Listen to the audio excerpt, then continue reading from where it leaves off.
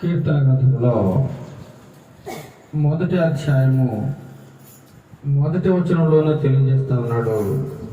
ఏమంటున్నాడు? దుష్టుల ఆలోచన చొప్పున నడువక. ఎవరి ఆలోచనలతో మనం నడవకూడదట? ఎవరి ఆలోచనలు? దుష్టులు. దుష్టులు అంటే ఎవరు? దుష్టులు అంటే ఎవరు? చెడ్డ పనులు చేసేవారు అందరూ కూడా దుష్టులే. పాపపు పనులు, నీచమైన కార్యములు, ఇతరులను పాడు చేసే పనులు చేసే వాళ్ళందరూ కూడా దుష్టులతో సమానమని వాక్యం సెలవిస్తాము. ఇలాంటి దుష్టులు మన మధ్యలో చాలా మంది ఉంటుంటారు.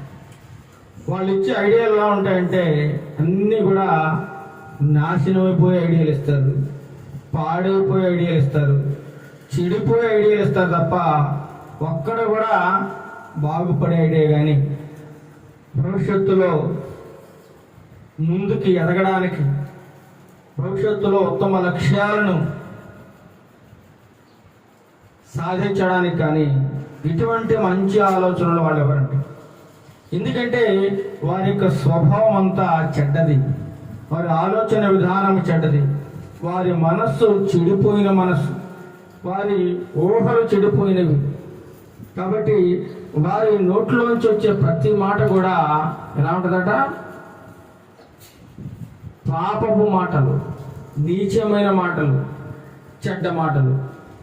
అలాంటి దుష్టుల మధ్యలో ఒకవేళ నువ్వు ఉంటే, మనం ఉంటే, వాళ్ళ చెప్పే ఆలోచనలతో మనం ఏం చేయకూడదు? ఏకీభవించకూడదు. వాళ్ళు ఏం చెప్తున్నారు, ఎలాంటి మాటలు మాట్లాడుతున్నారు, ఎలాంటి ఆలోచనలు మనకి, ఎలాంటి సలహాలు మనకి ఇస్తున్నారో ఒకసారి గమనించి, ఒకవేళ వాళ్ళ మంచి చెబుతున్నారా లేదా చెడు చెబుతున్నారా అనేది గ్రహించి మనం ఏం చేయాలట? వాళ్ళకి దూరంగా ఉండాలట. అలాంటి వాళ్ళ మార్గంలో మనం నడవకూడదు అని నేను అనడం లేదు, దేవుని యొక్క వాక్యం సెలవిస్తాం. దుష్టుల ఆలోచనలో మనం నడవకూడదు. దుష్టుల ఆలోచనలు. ఈనాడు యువతను చెడగొట్టేది ఎవరండి? దుష్టుడు. దుష్టుడు అనగా ఎవరు? అపవాది, సాతానుడు. ఏం చేస్తున్నాడు? యవన బిడ్డల్ని, యవన స్త్రీలను, యవన పురుషులను దుష్టుడు ఈ యొక్క కాలంలో చాలా బలంగా వాడు వాడుకుంటూ ఉన్నాడు, చెడగొడతా ఉన్నాడు. తప్పుడు ఆలోచనలు. వేరే సినిమాకి వెళ్దాం, తప్పేముంది? చర్చికి వెళ్తున్నావా? చర్చికి వెళ్ళిన ఎంతమంది సినిమాలు చూడడం లేదు, మనం కూడా వెళ్దాం. మనం కూడా తాగుదాం, ఎంతమంది తాగడం లేదు. ఇలా తప్పుడు సలహాలు ఇచ్చి తప్పుడు మార్గాల్లో అనేక మందిని నడిపిస్తూ ఉన్నారు దుష్టులు. అలాంటి వారితో నువ్వు, అలాంటి వారి ఆలోచనలతో నువ్వు ఏకీభవించొద్దు. అలాంటి వాళ్ళతో నువ్వు ప్రయాణం చేయొద్దు. అలాంటి వారితో నువ్వు స్నేహం చేయొద్దు. అలాంటి వారికి నువ్వు దూరంగా ఉండమని వాక్యం సెలవిస్తూ ఉందో. నేను అనడం లేదు, నా మాటలు కాదు. రెండో మాట ఏమంటున్నాడు? పాపుల మార్గంలో ఏం చేయకూడదట? నిలవకూడదు, అక్కడ నిలబడకూడదు. వాళ్ళు పాపపు మార్గంలో వెళుతున్నారని నీకు తెలిసినప్పుడు ఆ ప్లేస్లో నువ్వు ఏమాత్రం ఉండకూడదు. చాలామంది రోడ్డు మీద నడుచుకుంటూ వెళ్తూ ఉంటారు. గోడ మీద ఏముంటాయండి? రకరకాల సినిమా వాల్ పోస్టర్స్ ఉంటాయి. నేను కొంతమంది చూస్తుంటాను, వాళ్ళు ఆగిపోయి, వాళ్ళు ఏదో పని మీద వెళ్తూ ఉంటారు, ఆగిపోయి మరి అది అలా చూస్తూ ఉండిపోతారు. అదే పనిగా చూస్తూ ఉంటారు. అశ్లీలమైన దృశ్యాలను, పాపపు దృశ్యాలను, చెడిపోయినటువంటి దృశ్యాలను, నాశనానికి నడిపించే దృశ్యాలను అలా ఆగి మరి గుడ్లు అప్పగించుకొని చూస్తూ ఉంటారు. అది వారికి సంతోషము. అలాంటి వారి మార్గంలో నడవకూడదని వాక్యం సెలవిస్తోంది. పాపులు నడిచే మార్గంలో నడవకూడదు. దుష్టుల ఆలోచనతో ఏకీభవించకూడదు. ఇంకెవరు? మూడో మాట ఏమంటున్నాడు? అపహాసకులు. ఎవరు వెళ్ళా? ఊరికినే ఎగతాళి చేస్తూ ఉంటారు, జోకులు వేస్తూ ఉంటారు, హేళన చేస్తూ ఉంటారు. దారుణం ఎవరైనా పోతున్నారు అనుకోండి, వాళ్ళని చూసి ఏం చేస్తుంటారు? జోకులు వేస్తూ ఉంటారు. వాడికి ఒక ఆనందం. దారిన పోయే వాళ్ళందరిని చూసి నవ్వుకోవడం, వెకిలిగా నవ్వడం, వాళ్ళ మీద సెటైర్లు వేయడం, వాళ్ళని అపహాస్యం చేయడం, వాళ్ళని అవమానకరంగా మాట్లాడడం వీడికి ఒక ఆనందం అన్నమాట, లేదా ఆమెకు ఒక ఆనందం. తెల్లారు లేస్తే ఎవరో ఒకరిని ఏదో రకంగా అపహాస్యం చేయాలి, హేళన చేయాలి, తక్కువ చేసి మాట్లాడాలి, నిందించాలి, అవమానపరచాలి, గాయపరచాలి. ఇదే వాళ్ళ యొక్క ఉద్దేశం. వాళ్ళని ఏమంటారు? అపహాసకులు. అపహాసకులు. చాలా మంది కొన్ని చోట్ల చూస్తూ ఉంటాం. ఒక 4-5 కలిసారనుకోండి, అక్కడ వాళ్ళ మధ్యలో ఒకరినొకరు అపహాస్యం చేసుకుంటూ ఉంటారు. అదొక సరదా వాళ్ళకి, అదొక సరదా. మధ్యలో ఏం చేస్తే సడన్గా అందులో ఎవరో కూడా కోపం వస్తుంది, వాళ్ళ మధ్య గొడవ ప్రారంభమవుతుంది. ఆ గొడవ ఎక్కడికి వెళ్ళిపోద్ది? కొట్టుకునే వరకు వెళ్ళిపోతుంది అన్నమాట. అందుచేతనే దేవుని వాక్యం సెలవిస్తూ ఉంది, ఎవరైతే అపహాస్యం చేసేవాళ్ళు ఉంటారో అలాంటి వాళ్ళ మధ్యలో నువ్వు ఎట్టి పరిస్థితుల్లో కూర్చోవద్దు, నిలబడద్దు, ఆగొద్దు. అలాంటి వాడి దగ్గర నువ్వు ఏమాత్రం క్షణం కూడా నిలబడి వాడి మాటలు వినాల్సిన అవసరం లేదని వాక్యం సెలవిస్తూ ఉంది. అపహాసకులు కూర్చోడు చోట నువ్వు ఎట్టి పరిస్థితుల్లో కూర్చోడానికి వీల్లేదు.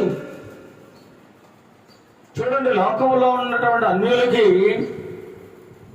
సూచనలు, నియమ నిబంధనలు, కొన్ని రూల్స్ అండ్ రెగ్యులేషన్స్ ఏమీ లేవు.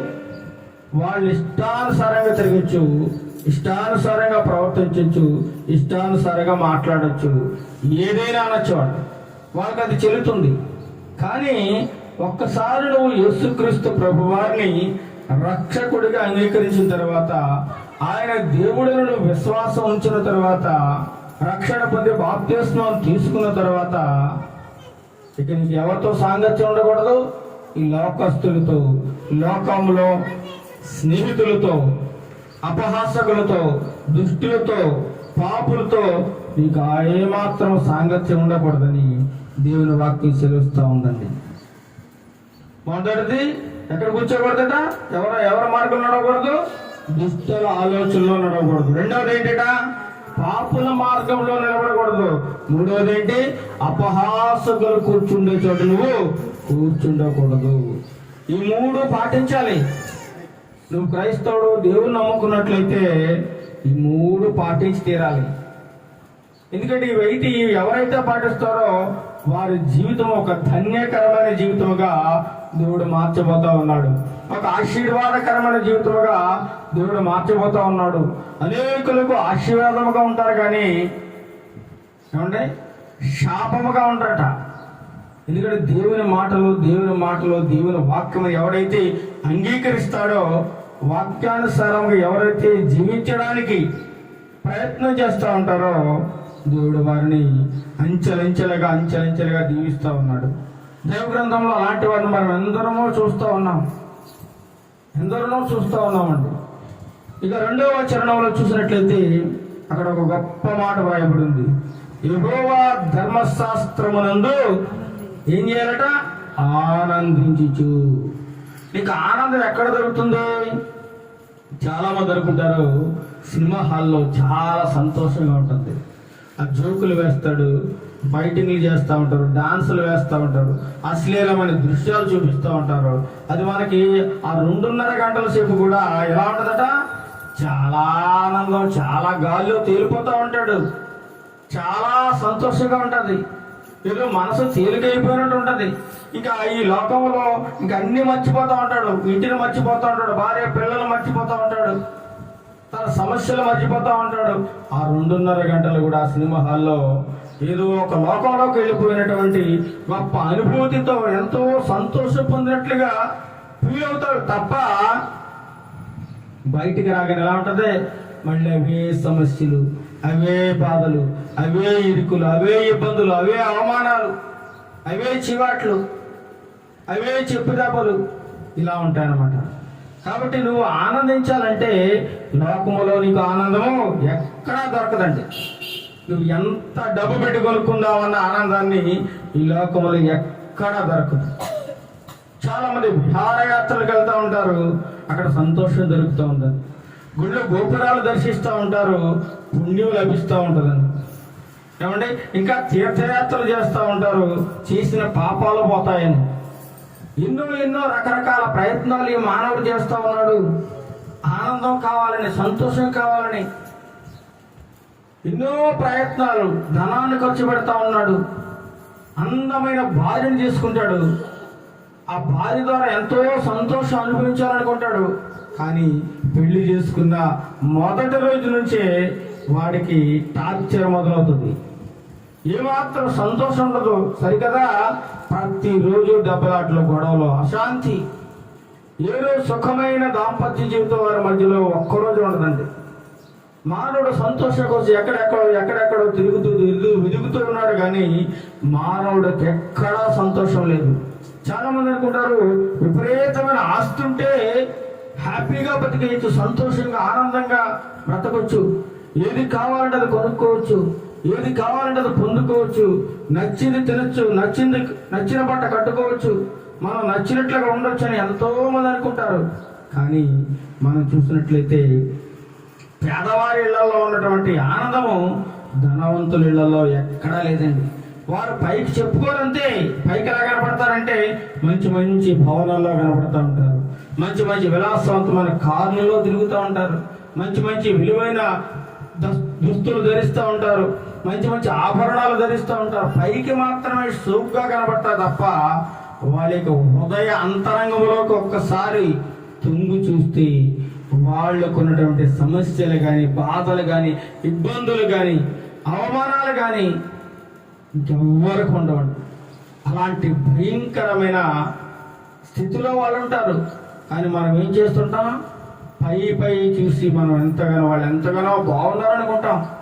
కానీ వాళ్ళు ఎంత మదన పడుతున్నారో, ఎంత వేదన చెందుతున్నారో, ఎంత బాధ అనిపిస్తున్నారో ఆ దేవునికి తెలుస్తుంది. నీకు నాకు తెలియదు, బాగున్నాడు అనుకుంటాం.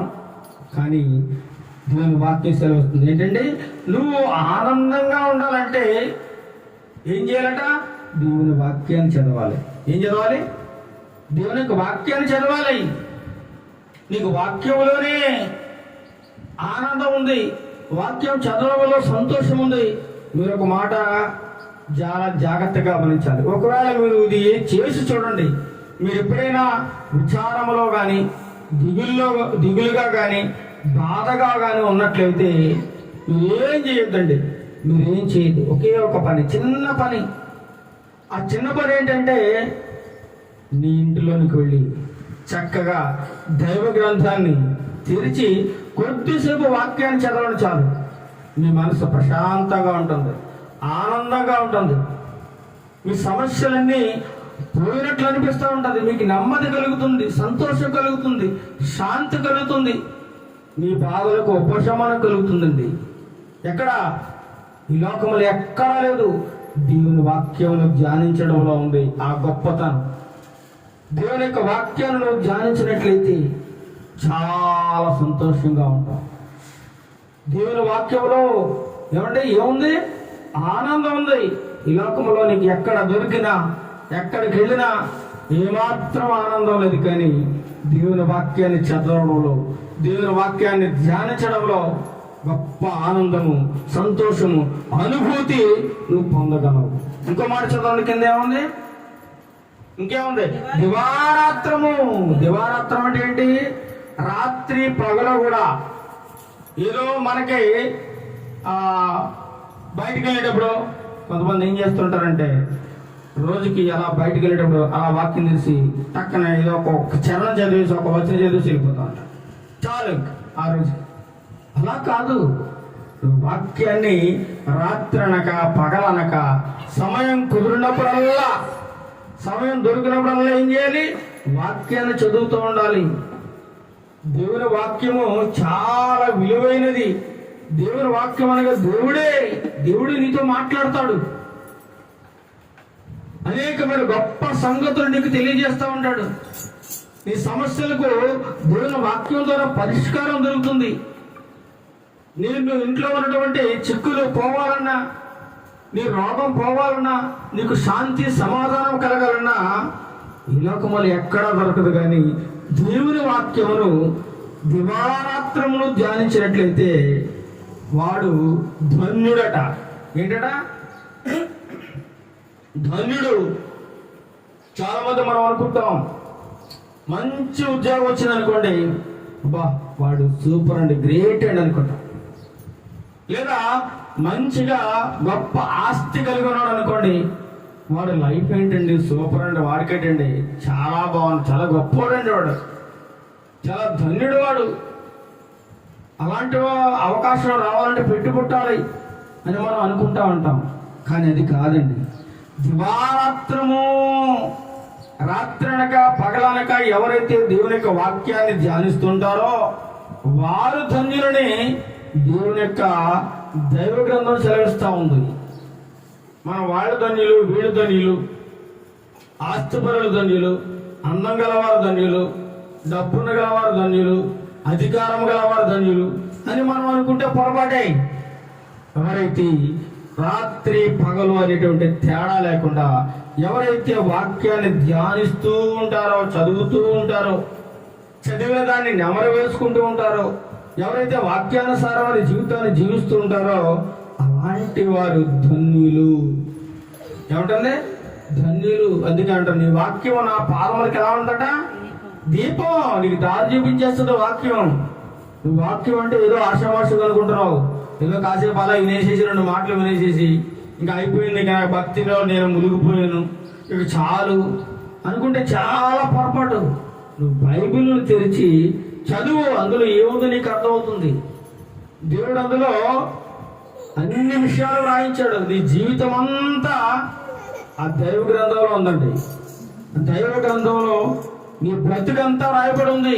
నువ్వు ఎలా బ్రతకాలో, ఎలా ఉండాలో, ఎలా నడవాలో, ఎలా ప్రవర్తించాలో, ఎలా మాట్లాడాలో అంతా దైవ గ్రంథం నీకు నేర్పిస్తుంది. ఎవరో నేర్పిస్తూ వచ్చేది కాదండి. ఈ జ్ఞానము, ఈ భక్తి, భయము దేవుని యొక్క వాక్యంలో ధ్యానించడంలో దివారాత్రము ఎవరైతే వాక్యాన్ని ధ్యానిస్తుంటారో అలాంటి వారి ధన్యులని వాక్యం సెలవిస్తుంది. అలా ఎవరైతే ధ్యానిస్తూ దేవునిలో నిరంతరము వర్ధిల్లుతూ ఎదుగుతూ ఉంటారో అలా వాళ్ళు ఎలా ఉంటారట? అతడంటే దివారాత్రము వాక్యాన్ని ధ్యానించేవాడు నీటి కాలువల ద్వారాను. ఎక్కడ? నీటి కాలువలు. ఎప్పుడు నీరు అలా ప్రవహిస్తూనే ఉంటుంది. ఆ కాలంలో 365 రోజులు నీరు వెళ్తూనే ఉంటుంది. నీళ్ళు వెళ్ళే ప్రదేశంలో ఆ పక్కనే ఒక మంచి చెట్టు నాటబడి ఉందనుకోండి, అది ఎప్పుడు ఎలా ఉంటుందట? ఇలా ఉంటుంది. ఎప్పుడు ఆకులు వాడదట, ఎప్పుడు నిరంతరం ఫలాలని, కాయలు, పండ్లు ఇస్తూ ఉంటది. నీ జీవితం కూడా అలా ఉంటుంది అని వాక్యం సెలవుస్తుంది. అతడు నీటి కాలువల ద్వారా నాటబడిన వాడై ఆకు వాడక తన కాలం ముందు ఏమిస్తాడు? ఫలాలు ఇస్తాడు. ఫలాలు అంటే ఏంటండి? ఆశీర్వాదము, వర్ధిల్లడం, ఏమండి, ఉన్నతంగా దీవించబడ్డాం, దేవుని చేత గొప్పవాడని అనిపించుకోవడం. దేవుని చేత గొప్పవాడిని ఎవరు అనిపించుకోవడానండి? యోబు అనిపించుకున్నాడు. యోబు అనిపించుకున్నాడండి. భూమి మీద అతను అంటే మనుషుడు ఇంకెవడం లేడు. నీతిమంతుడు, యథార్థవంతుడు, సత్యవంతుడు, ఏ పాపము చేయనివాడు, నోటితో కానీ చూపుతో కానీ ఏమండి ఏ పాపము చేయనివాడు అని దేవుడే సాక్ష్యం ఇచ్చాడు. ఎంత గొప్ప సాక్ష్యం వచ్చాడు. అలా ఉండాలని దేవుడు కోరుకుంటున్నాడు. నీ జీవితము, నా జీవితం, మన అందరి జీవితము ఆకు వాడకుండా ఏ విధంగా అయితే నీటి కాలవని గట్టి మీద ఒక చెట్టు ఉంటే ఎప్పుడు నిరంతరం నీరు ఆ చెట్టుకి ఏముంది? అందుతూ ఉంటుంది అన్నమాట. అందుతూ ఉంటుంది. ఆ చెట్టు ఎప్పుడు ఆకులు వాడిపోవు, చచ్చిపోదు. ఆ చెట్టు నిరంతరం జీవిస్తూనే ఉంటుంది. పండ్లను, కాయలను ఇస్తూనే ఉంటుంది. ఆశీర్వాదంగా అది అనేకులకు సహాయం చేస్తూ ఉంటుంది. అలాగే నీ బ్రతుకు కూడా అలా ఉండాలంటే ఏం చేయాలంటున్నాడు దేవుడు? వాక్యాన్ని ధ్యానించు. అందుకే అంట బైబిల్ చదువు, బైబిల్ చదువు, బైబిల్ చదువు. ఈనాడు చూద్దాం అనుకుంటే బైబిల్ చదివేవాళ్ళ సంఘాలు చాలా తక్కువ అండి. కేవలం ఆదివారం మాత్రమే చక్కగా అట్టకున్న దుమ్ము దులిపేసి సంకలు పెట్టుకుని దాన్ని బట్టతో తుడిచేసి పట్టుకెళ్తారు. అప్పుడు దాకా మళ్ళీ ఆదివారం వచ్చేదాకా ఆ బైబిల్ నిండా దుమ్ము ధూళి జిప్పేసేసి ఉంటుందండి. ఏ రోజు ఈ వారంలో ఒక్కరోజు కూడా బైబిల్ తెరవరు. ఎంత విచారకరమో చూడండి. దేవుని వాక్యానికి నువ్వు ఎక్కడ వెలిగిస్తున్నావు? దేవుని వాక్యాన్ని నువ్వు ఎక్కడ పెడుతున్నావు? అరమనారా పెడేస్తున్నావు, అరలో పెడుతున్నావు, లేదా బీరువాలో పెడుతున్నావు, లేదంటే మంచం కాడ నీ తలగడ కింద పెట్టుకుంటున్నావు. దేవుని వాక్యాన్ని తలగడగా ఉపయోగించుకుంటారని కొంతమంది. ఎందుకంటే బైబిల్ దేవుని యొక్క బైబిల్ని తలకాడ పెట్టుకుంటే దెయ్యాలు రావట. అదొక పిచ్చి నమ్మకం. దేవుని వాక్యం తలకాడ పెట్టుకోవడం కాదండి, నువ్వు నీ హృదయంలో పెట్టుకోవాలి, ధ్యానించాలి. దేవుని వాక్యం సెలవుస్తుంది. నువ్వు దివారాత్రము దేవుని వాక్యాన్ని ధ్యానించినట్లయితే నీటి కాలువ యోరణ నాటబడిన చెట్టు వలె ఎప్పుడూ ఫలాలు ఇచ్చి చెట్టు వలె ఉంటావు. అనేకులకు నువ్వు ఆశీర్వాదకరంగా ఉంటావు.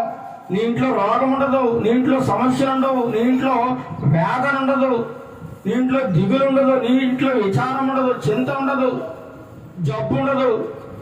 ఏమండి, ఎటువంటి పాపపు ఆలోచనలు నీ గుమ్మాలో కూడా రావండి. ఇప్పుడు నువ్వు వాక్యములో పెంచబడినట్లయితే నీ బతుకు మారాలంటే వాక్యం చదవాలి, నీ బుద్ధి మారాలంటే వాక్యం చదవాలి, నీ ప్రవర్తన మారాలంటే వాక్యం చదవాలి. వాక్యం అంటే దేవుడే నీతో మాట్లాడతాడు. అలా ఉన్నప్పుడు నువ్వు చేసేదంతా కూడా ఏమవుతుందట? సఫలం అంటే ఏంటి? నువ్వు ఏ పని చేస్తే ఆ పని పూర్తయిపోతుంది. నువ్వు మంచి మార్కులతో పాస్ అవ్వాలనుకుంటున్నావా? దేవుని యొక్క వాక్యాన్ని చదువు, వాక్యాన్ని ధ్యానించు. దేవుడు నిన్ను ఉత్తమ శ్రేణిలో ప్రథమ శ్రేణిలో నిలబడతాడు. నీ ఇంట్లో ఎటువంటి చీకు చింత ఉండకూడదు నువ్వు అనుకుంటున్నావా? నిరంతరము దేవుని యొక్క వాక్యాన్ని ధ్యానించు, రాత్రనగా పగలనగా ధ్యానించు. నీ ఇంట్లో ఎటువంటి ఐహిక విచారాలు, ఈ లోక సంబంధ విచారాలన్నీ దేవుడు కొట్టి పారేస్తాడు.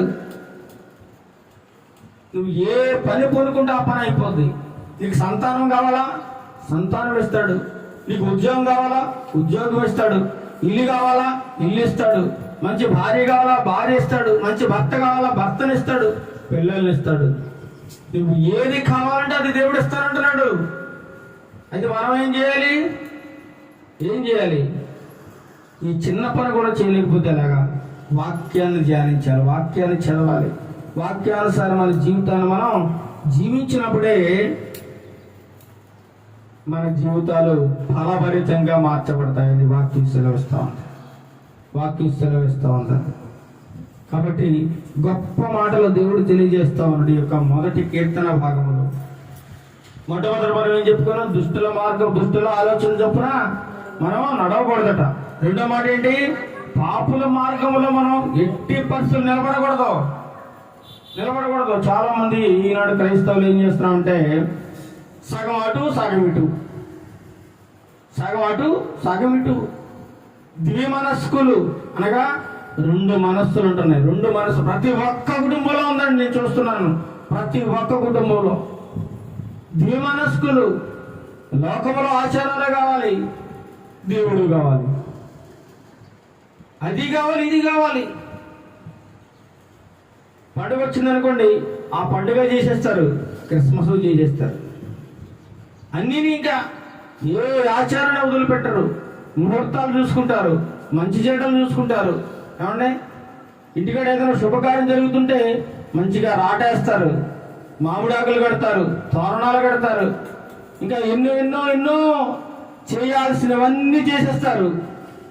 వాళ్ళ మళ్ళీ భక్తి పరుల్లాగా మందిరంలో ముందుండి ప్రార్థన చేస్తూ ఉంటారు. ఎంత విచారకరం చూడండి. నువ్వు ఎలా ఉన్నావు? నీ బ్రతుకు ఎలా ఉంది? ఎట్టి పరిస్థితుల్లో ఉన్నావు? ఏ స్థితిలో ఉన్నావు? ఒకసారి ఆలోచించుకోమంటున్నాడు. నువ్వుంటే లోకంలో ఉన్న పూర్తిగా ఉండు, లేదా దేవుల్లో ఉన్న పూర్తిగా ఉండు. అటు సగం ఉంటాను, ఇటు సగం ఉంటానంటే దేవుడట ఏమంటున్నాడు? ఒకసారి చూద్దామా? ప్రకటన 2లో ఉంది, చదవండి. దేవుడు తన నోట నుంచి ఏం చేస్తాడట? ఉమ్మి వేసేస్తాడట. ఏం చేస్తాడు? ఉమ్మేస్తాడట. దేవుడే, నేను అనడం లేదు, దేవుడు ఉమ్మి వేసేస్తాడంటాడు. నువ్వు ఉంటే వెచ్చగానే ఉండు, లేదా లేదా ఎలా ఉండాలి? చల్లగానే ఉండు. అంతేగాని నేను సగం అందులో ఉంటాను, సగం ఇందులో ఉంటాను, దేవునికి కానుకిస్తున్నాను కదా. చూడండి, ప్రకటన గ్రంథము 3వ అధ్యాయము 16వ వచనం చూడండి. ప్రకటన గ్రంథం 3వ అధ్యాయం 16వ వచనం. 15వ వచనం చదవండి. 15. నీ క్రియలను నేను ఎరుగుదును, నీవు చల్లగానేనను వెచ్చగానేనను లేవు. దేవుడు చెప్తున్నాడు చూడండి.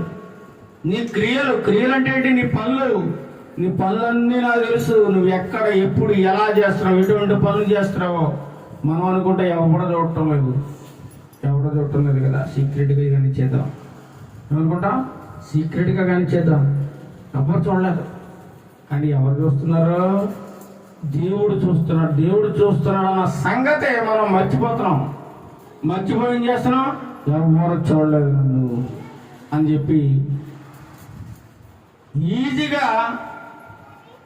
ఈజీగా తప్పులు చేస్తా ఉన్నారు. ఎవరో చూడలేదు. నువ్వు చేసే ప్రతి క్రియను దేవుడు చూస్తా ఉన్నాడు. నీ ఇంటి వారికి తెలియకపోవచ్చు, నీ బంధువులు తెలియకపోవచ్చు, నువ్వు ఎలాంటి వాడవు, నీ ఇరుగు పొరుగు వారికి తెలియకపోవచ్చు, నువ్వు నటిస్తున్నావు అన్న సంగతి ఏ ఒక్కరికి తెలియకపోవచ్చు, కానీ దేవునికి తెలుసు. ఎందుకంటే ఆయన హృదయ అంతరంగములను పరిశోధించే దేవుడుగా ఉన్నాడు. ఆయన హృదయ అంతరంగాన్ని, మనుషుడైతే 10 రూపాయలను లక్ష్య పెడతాడు. 10 రూపాయలు. ఒకరోజు సమూయేలు యెషయా యొక్క కుమారుల్లో ఒకరిని దేవుడు రాజుగా ఎన్నుకోబోతా ఉన్నాడు. యెషయా దగ్గరికి వెళ్ళాడు సమూయేలు. ఇంకెవరిని చేస్తారు?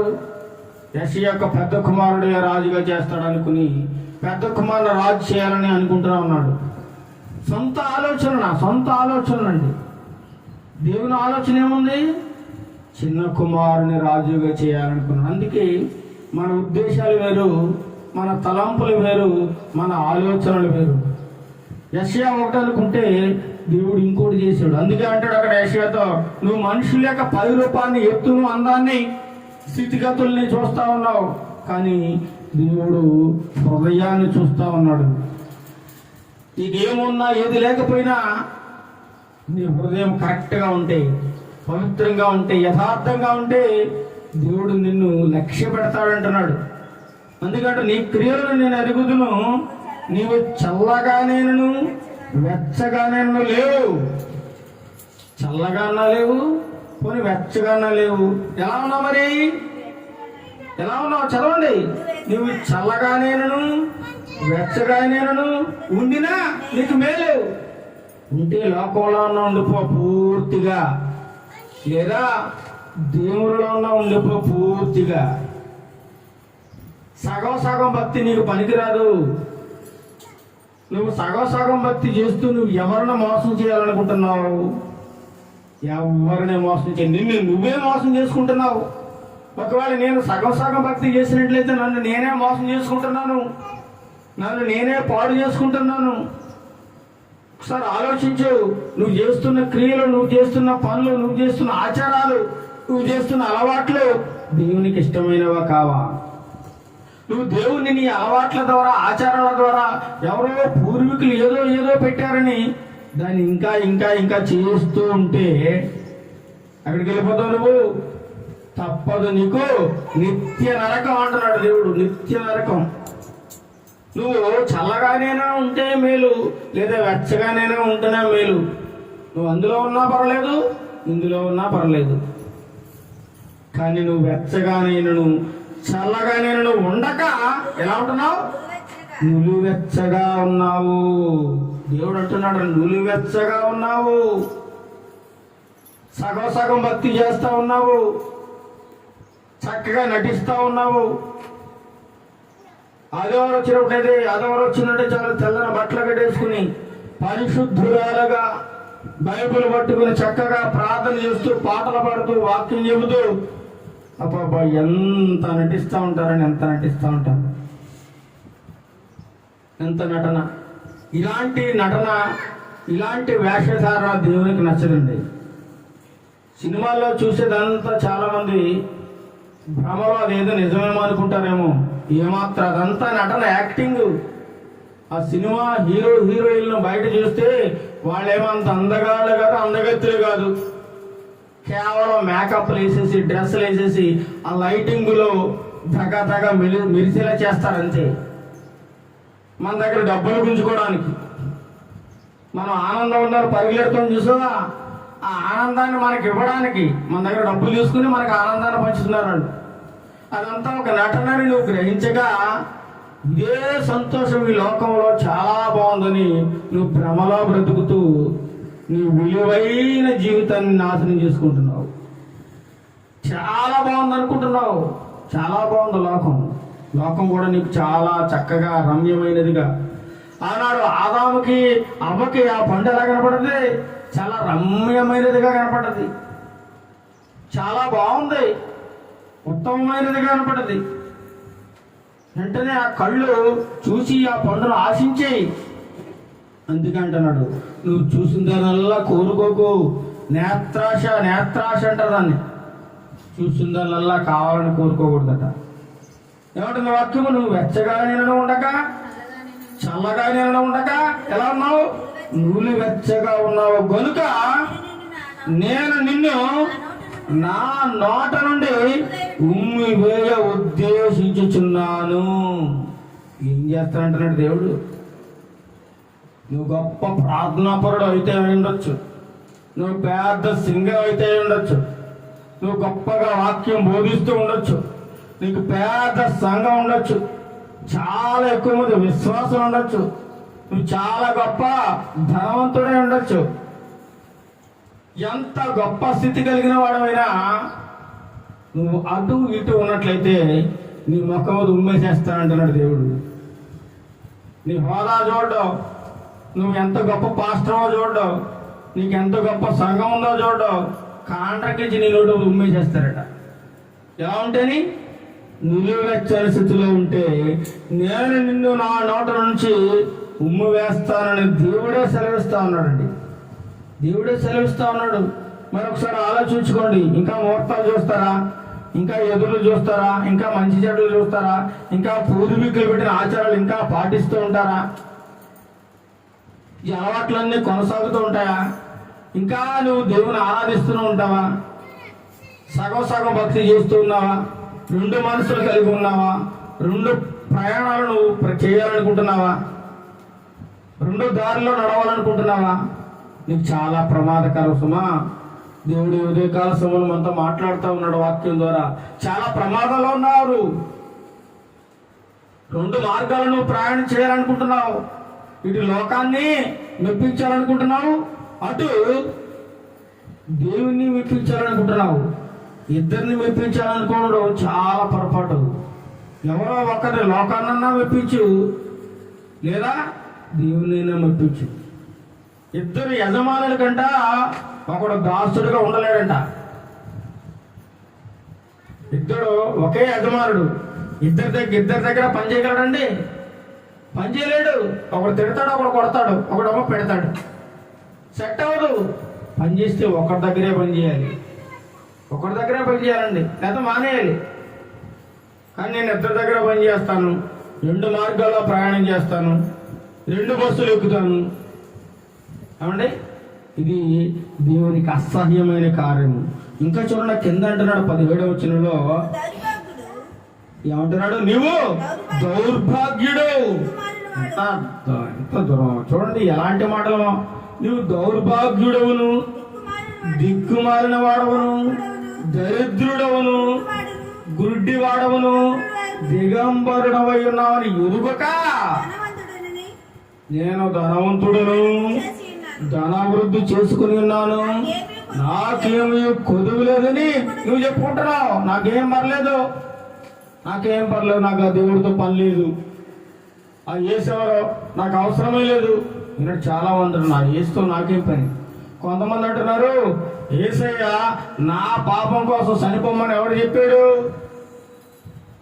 ఎంత దారుణంగా అడుగుతున్నాను. నా పాపం కోసం ఆ యేసయ్య చచ్చిపోవడం అంటే? నా పాపం మీద నేను భరింతాను, నా పాపాలు ఆయన ఎవరు భరించమన్నాడు, ఎవడు మేమన్నాడు, ఎవడు సిలువ ఎక్కమన్నాడు, నేను ఎక్కమన్నానా? అవహేళనగా మాట్లాడుతున్నా, ఎగతాళిగా మాట్లాడుతున్నాను తెలియక. అలాంటి వాడిని దేవుడు ఏమంటున్నాడు? దౌర్భాగ్యుడు, దిక్కుమాలిన వాడు, దరిద్రుడు, గుడ్డివాడు, దిగంబరుడవై ఉన్నావు. నీలో ఇన్ని క్వాలిటీస్ ఉన్నావు, పైగా నువ్వు ఇన్ని క్వాలిటీస్ పెట్టుకుని నేను చాలా ధనవంతుని, గొప్పని, నాకు చాలా గొప్ప పలుకుబడి ఉంది, నాకు చాలా స్థితివంతుని, ఆస్తిపాస్తులు ఉన్నాయి, భూమి మేడమిద్దులు ఉన్నాయి, నాకేం పర్వాలేదు అనుకుంటున్నావు. దేవుడు ఏమంటున్నాడు? నువ్వు దరిద్రుడురా, నువ్వు దిక్కుమాలానుడురా, నువ్వు దౌర్భాగ్యుడురా, నువ్వు అన్నీ ఉన్నాయనుకుంటున్నావు, నువ్వు దిగంబరుడురా, నువ్వు మంచి పట్టు వస్త్రాలు కట్టుకుంటున్నావు, కానీ నువ్వు దిగంబరుడువే. నీకు మంచి ఇల్లు, బంగ్లా ఉంది, కానీ నువ్వు పూరు గుడిసెలో బతికినోడితో సమానం. నీకు 1000 కోట్ల ఆస్తుంది, అది నువ్వు పేదడువే. ఎందుకు పేదోడండి? వాడు కనీసం దరిద్రుడికి ఒక 10 రూపాయలు కూడా ఇవ్వలేడు. 1000 కోట్లు ఉన్నవాడు దరిద్రుడట. దేవుని వాక్యం సెలవుస్తుంది. నేను ధనవంతుడని వాడు ఎర్రవేగుతున్నాడు. నేను ఆస్తిపరులు, స్థితిగతులు కలిగిన వాడిని, పేరు ప్రఖ్యాతులు కలిగిన వాడిని, రాజకీయ పలుకుబడి కలిగిన వాడిని, గొప్ప హోదా ఉద్యోగం కలిగిన వాడిని, నాకు నెలకు 2.5 లక్షలు 3 లక్షలు. విర్రవీగుతున్నావేమో. ఒక్కసారి దేవుడు నిన్ను దెబ్బ కొట్టాడంటే మళ్ళీ నీకు అడ్రస్ ఉండదు. నీ అడ్రస్ గల్లంత అయిపోతాయి. మళ్ళీ నీ పేరు ఈ లోకంలో లేకుండా తుడిచిపెట్టేస్తాడు. విర్రవేగొద్దు. అహంకారం అంటే చిన్న ఉద్యోగం ఉంటే చాలు ఎగిరెగిరి పడతా ఉంటారు. నేను పెద్ద ఉద్యోగస్తుని, నాకు ఎంత జీతం అంత జీతం, ఇక నాకు తిరుగులేదు, నువ్వు చాలా గొప్పవాడిని, నువ్వు దరిద్రుడివి, నువ్వు పేదడివి, దిక్కుమాలుడు, నీకేముంది? నీకే ఉద్యోగం ఉంది, నీకే హోదా ఉంది, నీకే పలుకుబడి ఉంది, నీకేమంత పెద్ద ఇల్లు ఉంది, నీకేమాత్రం భూమి ఉంది? ఇలాగా పేదవారిని నీచంగా మాట్లాడతావు. గొప్ప ధనవంతులు అనుకుని విర్రవేగుతూ ఉన్న వారిని గురించి దేవుడు ఏమంటున్నాడు? నువ్వు దౌర్భాగ్యుడువు, దిక్కుమాలిన వాడవు, దరిద్రుడవు, గుడ్డివాడవు, దిగంబరుడవు. ఏదో ఉందని మిడిసిపడుతా ఉన్నావు, విర్రవేగుతా ఉన్నావు, కానీ నీకేది లేదురా బాబు, నీకేది లేదు. నువ్వు అంతా పెంటతో సమానం, పెంట. నీకు ఎన్నున్నా నీకు పెంటే. నీ రోతను ఇంట్లో పెట్టుకున్నట్లు లెక్క. ఎందుకంటే నీ హృదయం చెడిపోయింది, నీ మనసు చెడిపోయింది, నీ బుద్ధి చెడిపోయింది, నీ ఆలోచన విధానం చెడిపోయింది, నీ ప్రవర్తన చెడిపోయింది. నువ్వు గొప్ప అహంకారంతో, గర్వంతో విర్రవీగుతూ ఉన్నావు. నువ్వు ధనవంతుడు అనుకుని, ధనవృద్ధి చేసుకున్నాను అనుకుని, నాకేమీ కొదువు లేదని నువ్వు అనుకుంటున్నావు.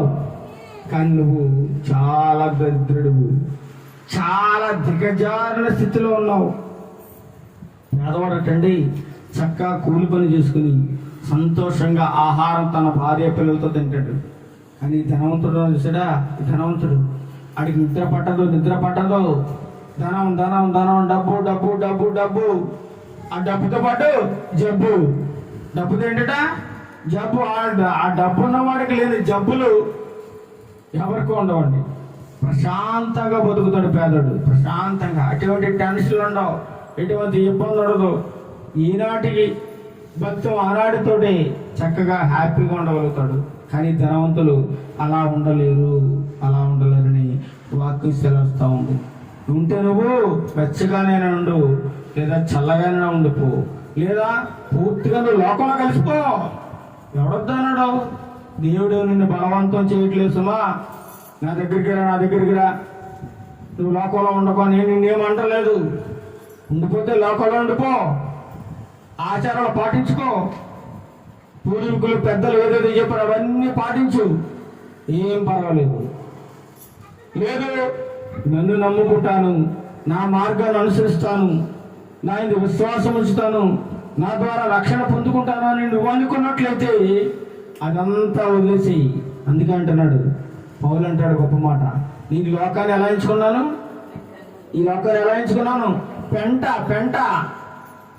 పెంటగా ఎంచుకున్నాడట.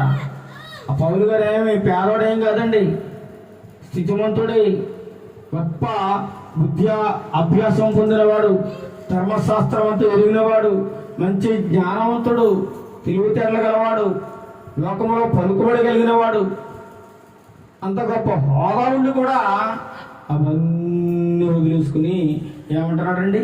పెంట వంతన్ పెంట పెంట. నా శ్రీమంతుడు ఎవరు? యేసు ప్రభు వారు. యేసు ప్రభు నా శ్రీమంతుడు. యేసు ప్రభు నమ్ముకున్న ప్రతి ఒక్కడు కోటీశ్వరుడు అండి. కోటీశ్వరుడు. కోట్లుంటే కోటీశ్వరుడు కాదు, లక్షలుంటే లక్షాధికారి కాదు. యేసు ప్రభువుని కలిగి ఉన్న ప్రతి ఒక్కడు కూడా శ్రీమంతుడని నేనడం లేదు, వాక్యం చెబుతుంది. వాక్యం చెబుతుందండి. చూడండి, అదే అధ్యాయము ఎవరిని ఎక్కడ కూర్చోబెడతాడో దేవుడు సెలవిస్తా ఉన్నాడు. 20వ వచనం చదవండి. 3వ అధ్యాయము ప్రకటన. ఇదిగో నేను తలుపు వద్ద నుండి నిలుచుండి తట్టుచున్నాను. ఎవడైనా నా స్వరం విని తలుపు తీసినడలా నేను అతని యొద్దకు వచ్చి అతనితో నేనును నాతో కూడా అతడును భోజనం చేయదము. దేవుడు నీ ఇంటికి వచ్చేసి భోజనం చేస్తానంటున్నాడు. దేవుడు అంటే ఎవరు? శ్రీమంతుడు, కోటీశ్వరుడు, సకల యావత్తుకి, సకల సృష్టికి అధికారి. భూమి ఆయన పాదపీఠము, ఆకాశం ఆయన సింహాసనం, సర్వ సృష్టి ఆయన యొక్క చేతి పని, సముద్రము ఆయన మాటకు గజ గజ గజ వణికిపోతుంది. సర్వ సృష్టి కూడా ఆయన మాటకు లోబడుతుంది. మరి నువ్వెంత, నీ బ్రతుకెంత? ఒకసారి ఆలోచించుకుంటున్నాడు దేవుడు. నేను తలుపు వద్ద నుండి తట్టుచున్నాను. ఎవడైనాను నా స్వరం వింటే, నా మాట వింటే, ఇదిగో ఇప్పుడే ఈ యొక్క ఉదయకాల సమయంలో ఈ మైక్ ద్వారా దేవుడు నీ తలుపు తడుతూ ఉన్నాడు. నీ హృదయమైన తలుపు వాక్యం ద్వారా తడుతూ ఉన్నాడు. ఒకవేళ ఈ వాక్యానికి నువ్వు చెవియొగ్గి నీకు హృదయమైన తలుపులు తీసినట్లయితే దేవుడు నీ ఇంట్లోకి రావడానికి సిద్ధంగా ఉన్నాడు. నీ ఇంట్లోకి రావడమే కాదట, నీతో కూడా కలిసి కూర్చుని భోజనం చేస్తానంటున్నాడు.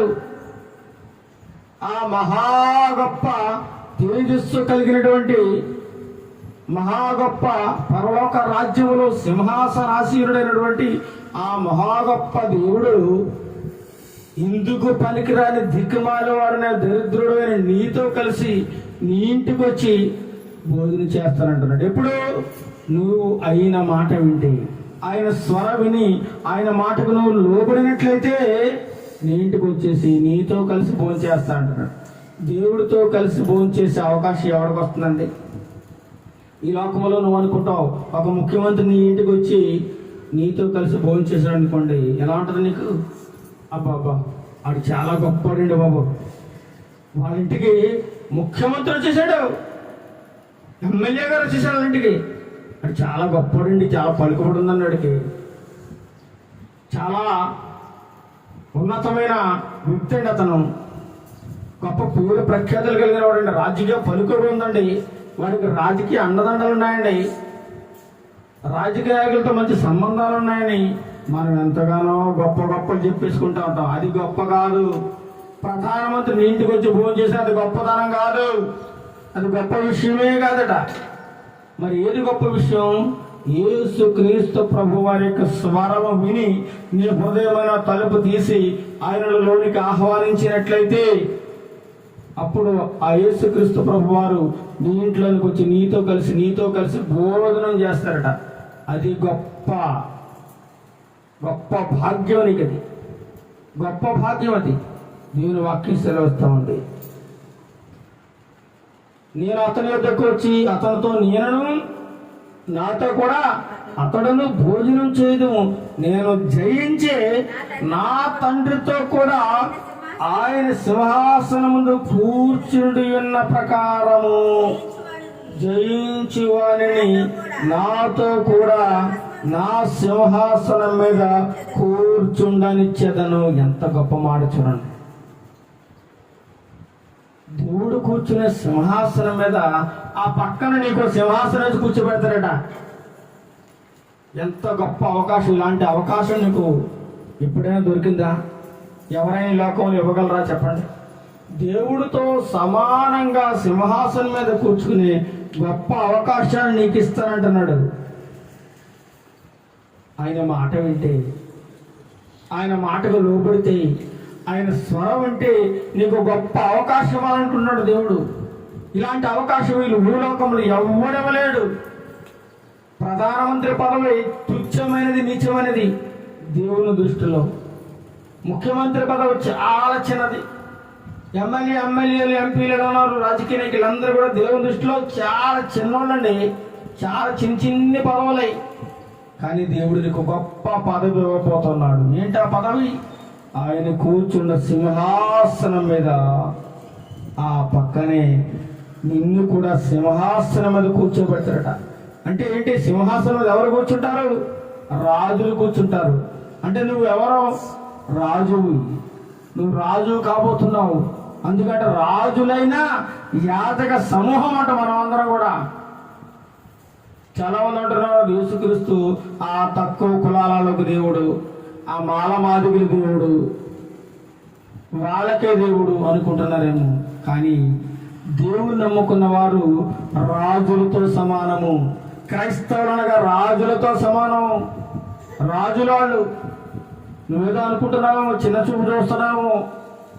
వాళ్ళు తక్కువ కులానికి చెందినవాళ్ళు, తక్కువ జాతికి చెందినవాళ్ళు, పేరు ప్రఖ్యాతులు లేనివారు, పలుకుబడి లేనివారు, స్థితి ఆస్తిపాస్తులు లేనివారు, కానీ పేదవారు నువ్వు అనుకుంటున్నావేమో. ఎవరైతే యేసు క్రీస్తును నమ్ముకుని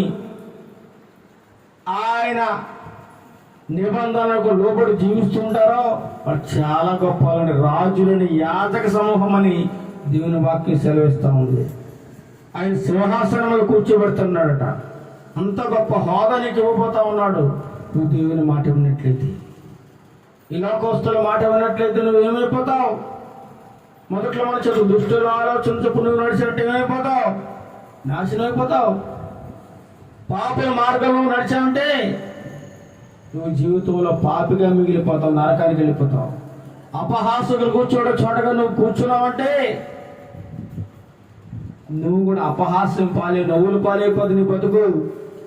నువ్వు ఎదుటి వాళ్ళు చూసి పళ్ళెకలించి సేకరిస్తూ ఉన్నావేమో, గాడిద సేకరించినట్టు నీ బతుకు కూడా దేవుడు నవ్వులు పాలు చేసేస్తాడు ఏదో ఒకరోజు.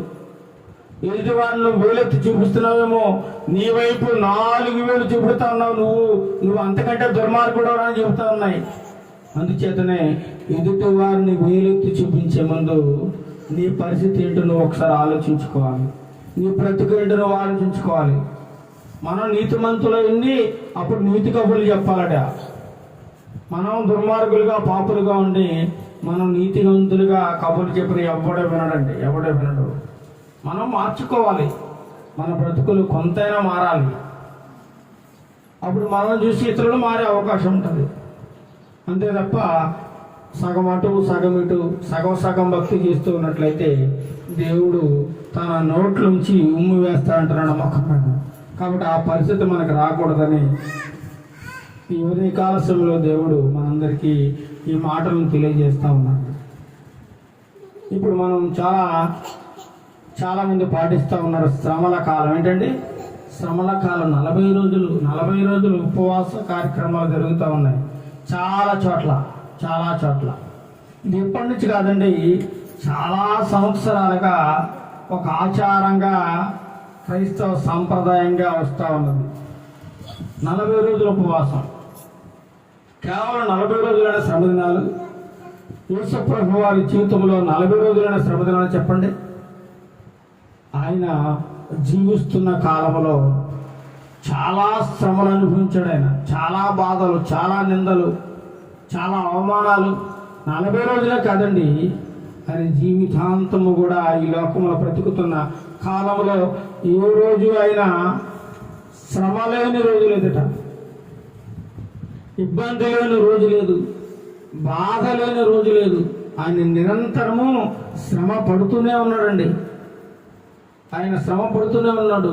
అయితే మన వాళ్ళు ఏం చేశారంటే క్రైస్తవులు, మన పూర్వీకులు 40 రోజులు శ్రమ దినాలు పెట్టేశారు. ఈ 40 రోజుల తర్వాత మళ్ళీ మామూలే. ఈ 40 రోజులు ఎలా ఉంటారు? మాంసం తినరు, ఏమంటే మంచి బట్టలు కట్టుకోరు, విందు వినోదాలు చేసుకోరు, పెళ్ళిళ్ళు చేసుకోరు, ఏమంటే ఇంకా రకరకాల శుభకార్యాలన్నీ కూడా జరిగించుకోరు, అన్నీ ఆపేస్తూ ఉంటారు. దేవుడు ఎక్కడైనా ఎప్పుడైనా యేసుక్రీస్తు ప్రభువారు కానీ యేసుక్రీస్తు ప్రభువారి శిష్యులు కానీ 40 రోజులు ఉపవాస పండుగలు చేయండి, 40 రోజులు ఉపవాస ప్రార్థనలు చేయండి ఇది ఎక్కడ ఎప్పుడు ఎవరితో చెప్పలేదండి. ఇదంతా మనం పెట్టుకున్నటువంటి ఒక ఆచార కార్యక్రమాలు, ఇవన్నీ కూడా ఆచార కార్యక్రమాలు. కొంతమంది ఏమో ఈ 40 రోజులు కూడా గడ్డం గీసుకోరట. ఎవరు చెప్పాడా గడ్డం గీసుకోవద్దని? చెప్పండి, ఎంత అవివేకం, ఎంత అజ్ఞానము. పెళ్ళిళ్ళు వాయిదా చేసుకుంటున్నారు. ఈ 40 రోజుల్లో ఏ పెళ్లి జరగకూడదట, ఏ బర్త్డే చేసుకోకూడదట, మాంసమే తినకూడదట. ఎంత విచారకరం. ఎక్కడ చెప్పాడు దేవుడు? ఎక్కడన్నా వాక్యం చూపించండి, వాక్య ఆధారం ఉందా? అసలు 40 రోజులు ఉపవాసం ఎందుకున్నాడు? ఏమైనా అర్థమవుతుందా ఈ మనుషులకి? చూడండి, మత్తయి సువార్త, ఆ వాక్యాన్ని కూడా చూసి నేను ముగిస్తాను. మత్తయి సువార్త అసలు ఎందుకున్నాడు యేసుక్రీస్తు ప్రభువారు 40 రోజులు ఉపవాసం? మత్తయి సువార్త 4వ అధ్యాయం మొదటి నుంచి చదవండి. మత్తయి సువార్త 4వ అధ్యాయం మొదటి నుంచి. అప్పుడు యేసు అపవాది చేత శోధింపబడుటకు ఆత్మ వలన అరణ్యమునకు కొనుపోబడెను. తర్వాత 2వ చరణం, 40 దినములు 40 రాత్రులు ఉపవాసం ఉండిన పిమ్మట ఆయన ఆకలి కొనగా.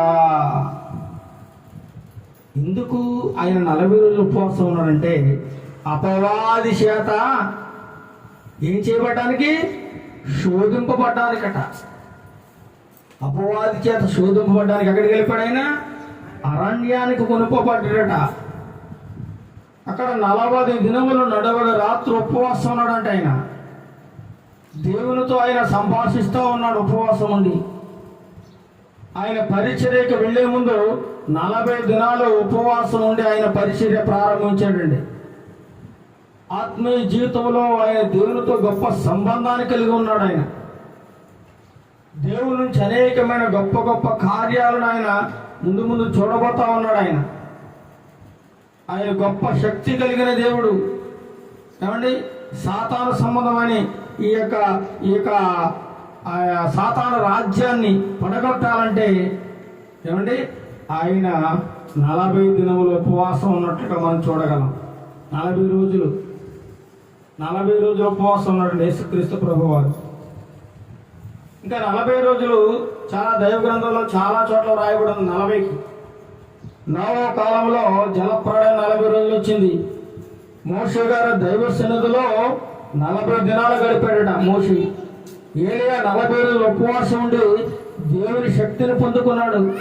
మోషే సీనాయి కొండ మీద 40 రోజులు గడిపి దేవుని యొక్క 10 ఆజ్ఞలు పొందుకున్నాడు. ఇశ్రాయేలు అరణ్య యాత్రలో 40 సంవత్సరాలు సాగిందండి. కనాను వేగుల వారు పర్యవేక్షణ 40 దినాలు సాగింది. నినివే వారికి హెచ్చరిక 40 దినాలు జరిగింది. గొల్యాతును ఇశ్రాయేలు ఎదుర్కొన్నది 40 దినాలట. యేసుక్రీస్తు దేవుని పరిచర్యకు ముందు 40 దినాలు ఉపవాసం ఉన్నారట. 40 దినాలు ఇలా 40 దినాలు ఉపవాసం గొప్ప గొప్ప కార్యాలు చేశారు. మరి మీరేం చేస్తున్నారు? మీరేటువంటి గొప్ప కార్యాలు చేస్తున్నారు? ఉపవాసం ఉన్నవాళ్ళు ఏదైనా గొప్ప కార్యాలు ఏమైనా కనబడుతున్నాయా? పేరుకు మాత్రం ఆచారానికి ఉపయోగం, ఆచారానికి ఈ కార్యక్రమాలు చేస్తూ ఉన్నారు తప్ప బ్రతుకు ఏమీ మారలేదు. ఈ 40 దినాలు దేవునికి దగ్గరగా, దేవునికి సమీపంగా ఉండి తమ ఆత్మీయ జీవితాన్ని ఇంకా మెరుగుపరుచుకుని ఆత్మీయ జీవితంలో ఇంకా బలంగా ఎదగాల్సింది పోయి ఏదో ఆచారబద్ధంగా సాంప్రదాయబద్ధంగా చేస్తున్న తప్ప ఏదో మొక్కుబడిగా ప్రతి సంవత్సరం 40 రోజులు ఉపవాసం ఉండాలి. 40 రోజులు ఉపవాసం, 40 రోజులు ఇది ఒక ఆచారం అయిపోయిందండి. మన పూర్వీకులు పెట్టేశారు.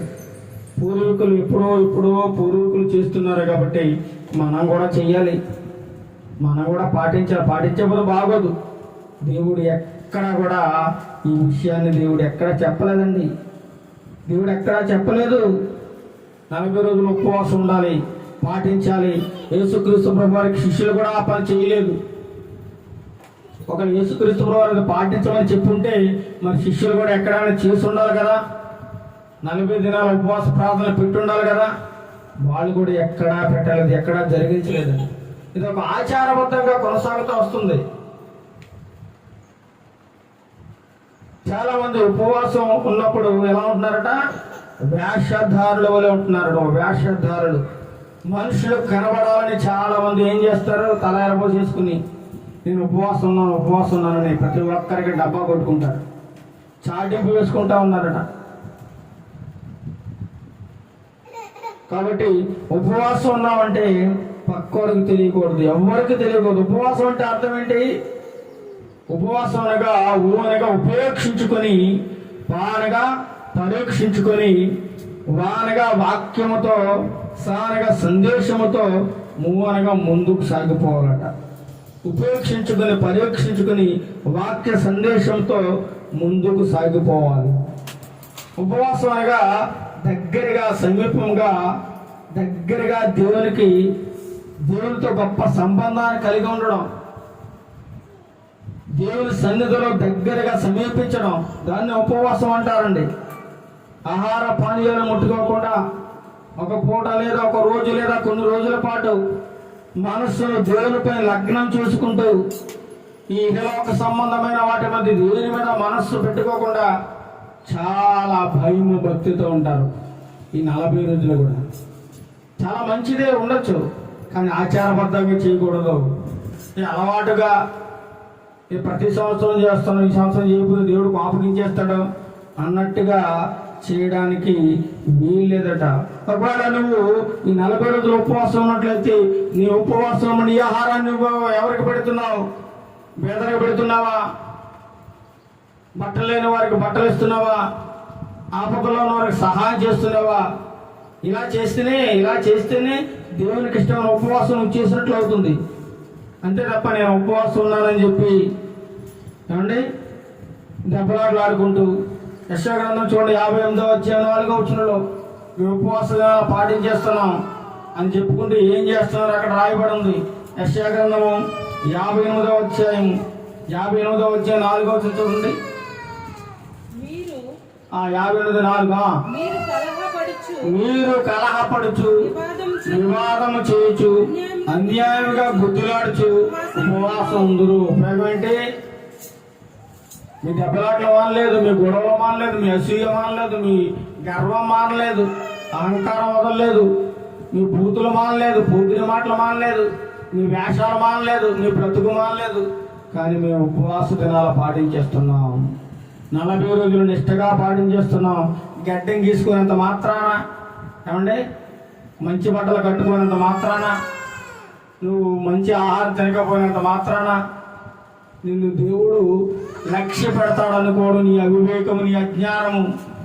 అందుకంటే ప్రభువా అని పిలిచే ప్రతివాడు ఎక్కడికన్నా పరలోక రాజ్యంలో ప్రవేశింపడు. కానీ దేవుని యొక్క చిత్తాన్ని ఎవరైతే నెరవేరుస్తారో వారికి మాత్రమే పరలోకం దక్కుతుంది తప్ప ఆచారబద్ధంగా ఈ 40 రోజులు చేస్తాను, 40 రోజుల తర్వాత మామూలు అయిపోతాను, ఈ 40 రోజులు మాత్రమే శ్రమ దినాలు అనుకోవడం చాలా పొరపాటు. క్రైస్తవుడట నిత్యము శ్రమ పడుతూ ఉండాలట, శ్రమ అనుభవిస్తూ ఉండాలట. శ్రమల కాలం ఈ 40 రోజులే కాదట, నిత్యము శ్రమలే క్రైస్తవుడికి. క్రైస్తవ జీవితంలో దినదినము అభివృద్ధి చెందాలంటే శ్రమలు చాలా ప్రాముఖ్యం. హెబ్రీయులకు రాసిన పత్రిక 5వ అధ్యాయం 7-8 వచనం చదవండి. హెబ్రీయులకు రాసిన పత్రిక 5వ అధ్యాయం 7-8 వచనాలు. హెబ్రీయులకు రాసిన పత్రిక 5వ అధ్యాయం 7-8 చదవండి.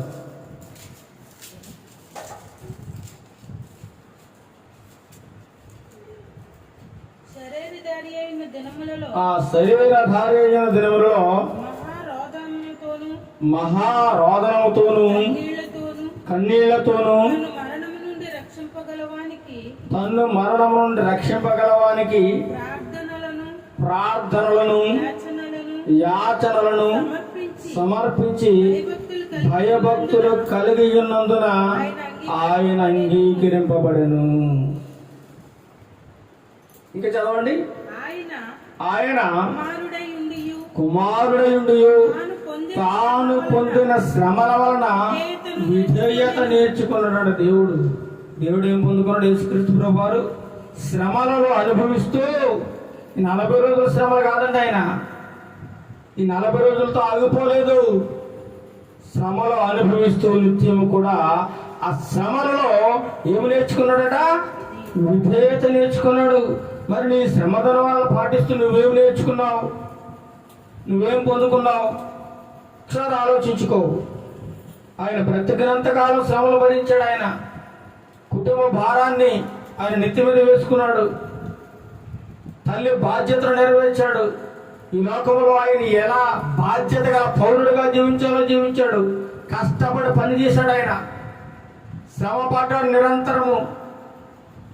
ఆకాశ పక్షులకు గోళ్ళున్నాయి, నక్కలకు బొరియలున్నాయి, కానీ మనిషి కుమారుడు తలవాల్చుకోవడానికి ఏం లేదట, స్థలం లేదట. అంత గొప్పగా ఆయన శ్రమ అనుభవించాడు ఈ లోకంలో. మరి నువ్వేం అనుభవించావు?